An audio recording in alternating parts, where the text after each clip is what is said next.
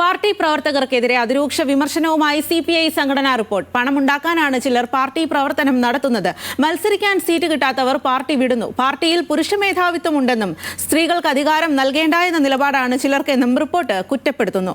Party അംഗങ്ങളും അനുയായികളും സ്വകാര്യ പരിപാടികൾക്കായി വൻതോതിൽ പണം ചെലവഴിക്കുന്നുവെന്നും സംഘടനാ റിപ്പോർട്ടിൽ വിമർശനമുണ്ട്.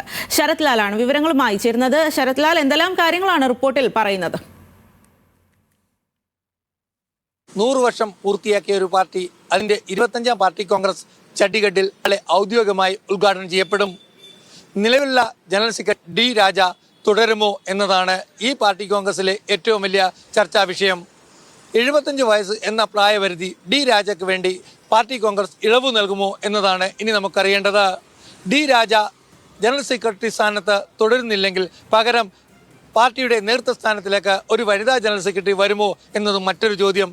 ഏതായാലും നിർണായകമായ രാഷ്ട്രീയ സാഹചര്യത്തിൽ പാർട്ടിയിലെ സംഘടനാ ദൗർബല്യങ്ങളും പാർട്ടിയുടെ നയങ്ങളും തുറന്ന് ചർച്ച ചെയ്യുന്ന ഒരു പാർട്ടി കോൺഗ്രസ്സായി ചണ്ഡീഗഡ് കോൺഗ്രസ് മാറുമെന്ന് തന്നെയാണ് പാർട്ടി പ്രതിനിധികൾ വ്യക്തമാക്കുന്നത്.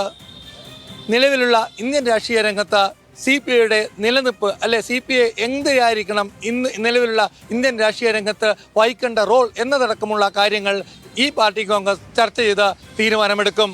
കേരളമടക്കമുള്ള സംസ്ഥാനങ്ങൾ തുടർ ഭരണത്തിന് ഏതൊക്കെ മാതൃകയിൽ ഏതൊക്കെ രീതിയിൽ പാർട്ടിയെ ശക്തിപ്പെടുത്തണം എന്ന രീതിയും സംഘടനാ ചർച്ചയിൽ ചർച്ചാ വിഷയമാകും.